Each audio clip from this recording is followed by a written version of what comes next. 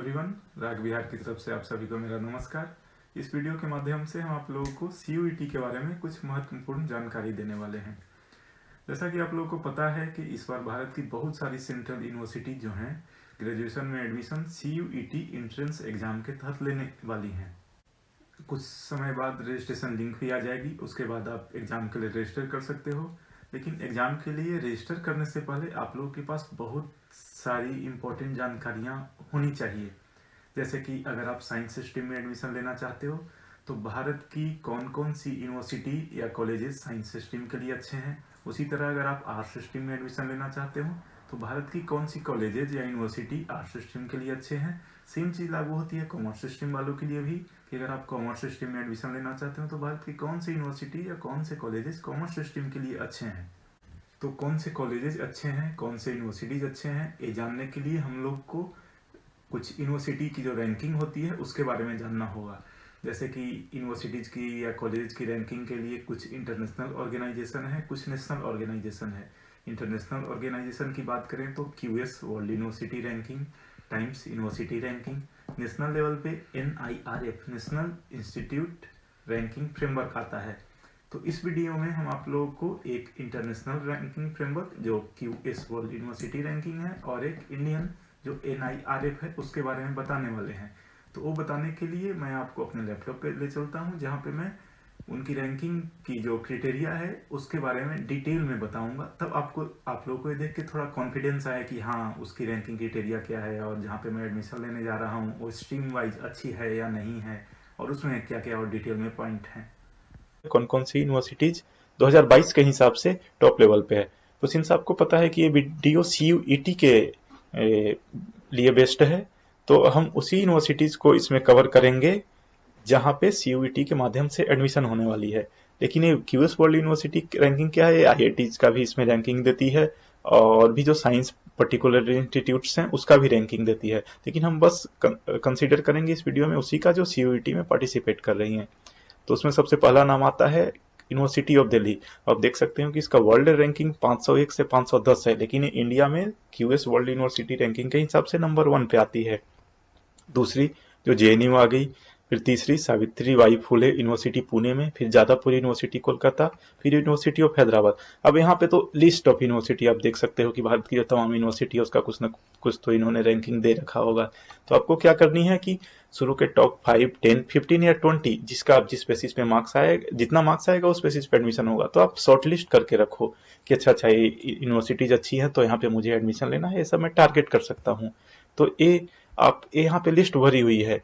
अगर आप देखो तो ये वर्ल्ड यूनिवर्सिटी रैंकिंग के हिसाब से देखोगे तो आपको रैंकिंग बहुत ज्यादा दिखेगी, लेकिन इस चीज से आपको डिसहार्टेड नहीं होना है। अब भारत के हिसाब से वो यूनिवर्सिटी अच्छी है, वर्ल्ड में उतना अच्छा रैंकिंग नहीं है, तो जिसको भारत में एडमिशन लेना है तो उसमें सिर्फ टॉप मतलब प्रीफर करके रखना होगा कि जो भारत में ऊपर आती है उसमें हम टारगेट करें।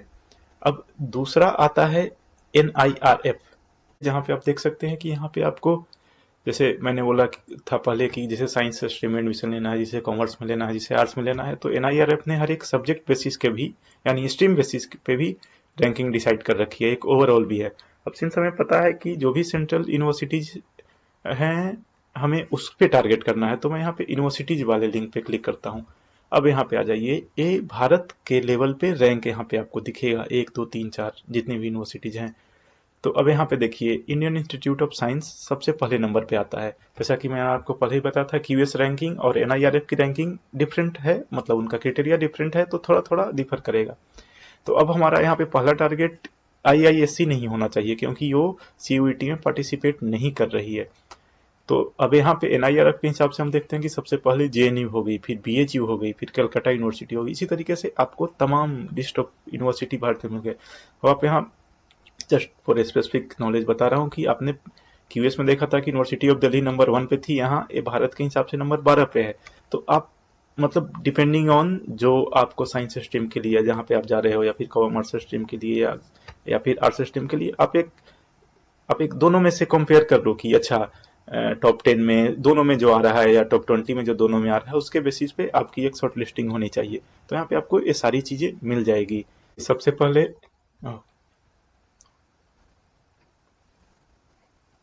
तो चलिए सबसे पहले मैं आता हूँ QS वर्ल्ड यूनिवर्सिटी रैंकिंग पे। आप यहाँ पे देख सकते हो कि ये लिंक है इसका, इस लिंक पे क्लिक करके आप इसको एक्सेस कर सकते हो। तो QS यूनिवर्सिटी रैंकिंग का जो मेथडोलॉजी है उसमें 6 पॉइंट्स आते हैं। सबसे पहला एकेडमिक रेपुटेशन, इसका 40% वेटेज है। एकेडमिक रेपुटेशन का मतलब कि वहाँ पे पढ़ाई कैसी होती है, वहाँ पे रिसर्च कैसी होती है, बेसिकली ये एकेडमिक रेपुटेशन में आते हैं। दूसरा एम्प्लॉयर रेपुटेशन, कि इसका मतलब ये होता है कि वहाँ पे जो पढ़ाई हो रही है वो जॉब ओरिएंटेड है या नहीं, तो इसके लिए कंपनी से कंसल्ट करती है ये ऑर्गेनाइजेशन पता करने के लिए कि कौन सी यूनिवर्सिटी में जॉब ओरिएंटेड पढ़ाई कितनी ज़्यादा हो रही है।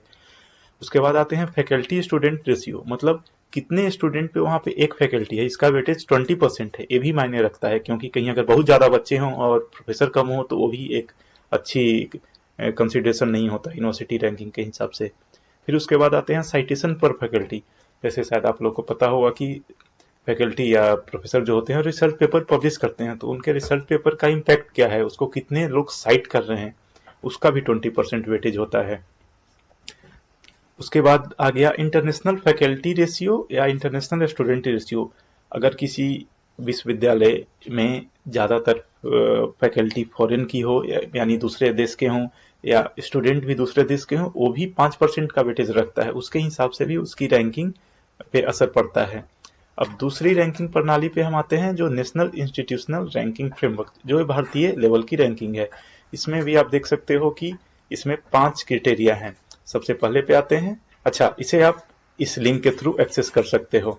तो सबसे पहले रैंकिंग प्रणाली पे आते हैं जो कि टीचिंग लर्निंग रिसोर्स, मतलब कि वहाँ पे फैकल्टी स्टूडेंट रेशियो। तो आप ये दोनों में देखो कि कुछ ना कुछ कॉमन है, लेकिन थोड़े से चीज ये दोनों में अलग अलग हैं, उसके कारण से रैंकिंग यूनिवर्सिटी की थोड़ी सी भिन्न भिन्न हो जाती है। तो सबसे पहला टीचिंग एंड लर्निंग में आता है कि स्टूडेंट फैकल्टी रेशियो कितना है, जो पहले में ही बताया था। फिर उसके फैकल्टी में कितने ज़्यादा लोगों के पास पीएचडी डिग्री है, मतलब उनके रिसर्च एक्सपीरियंस के बेसिस पे भी उनको इवेलुएट किया जाता है। और फाइनली यूनिवर्सिटीज को दूसरा हो गया तो रिसर्च प्रोफेशनल प्रैक्टिस, ये देखो कि उनके जो रिसर्च पेपर आ रहे हैं उनके पेटेंट हैं वो सब भी कंसिडरेशन में लिया जाता है एनआईआरएफ के द्वारा। फिर ग्रेजुएशन आउटकम में देखोगे कि वहाँ से कितने ज़्यादा ग्रेजुएट पीएचडी निकल रहे हैं, ये भी उनके रैंकिंग में इंक्लूड किया जाता है।